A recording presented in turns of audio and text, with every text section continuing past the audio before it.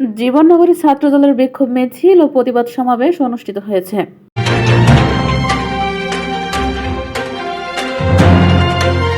সকলকে আমন্ত্রণ জানাচ্ছি বিবিআর নিউজ সংবাদে। চুয়াডাঙ্গা থেকে সহকর্মী এম আই আতিয়ার রহমানের পাঠানো তথ্যচিত্রে দেখুন বিস্তারিত।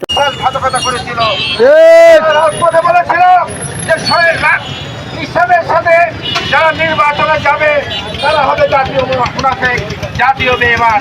আমরা দেখতে পেয়েছিলাম ওই জামাত ইসলাম, ওই আওয়ামী লীগ বিশ্বাস এই জাতির সাথে বিভিন্ন সময় বিশ্বাসঘাতকতা করে আসছে।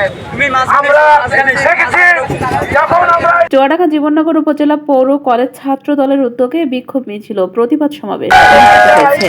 17 জুলাই বৃহস্পতিবার বিকাল 5টার সময় জীবননগর বাস স্ট্যান্ড চত্বরে এই সমাবেশ অনুষ্ঠিত হয়।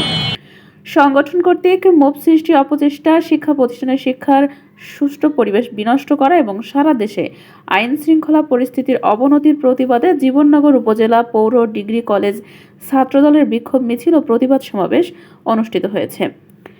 সভায় উপস্থিত ছিলেন চুয়াডাঙ্গা জেলা ছাত্রদলের সদস্য তফুজ্জামান শ্রাবণ, পৌর ছাত্রদলের যুগ্ম আহ্বায়ক শাহেদ আফ্রিদি, পৌর ছাত্রদলের যুগ্ম আহ্বায়ক রিমন শাহরিয়া, পৌর ছাত্রদলের যুগ্ম আহ্বায়ক কামরুজ্জামান সিদ্দিকী জয়, পৌর ছাত্রদলের ভারপ্রাপ্ত সদস্য সচিব মাহফুজুর রহমান, পৌর ছাত্রদলের নেতা রিফাত হোসেন, পৌর ছাত্রদলের নেতা নাইম শেখ, আবির, মাহিম, জাইদ সহ আরও অনেকেই।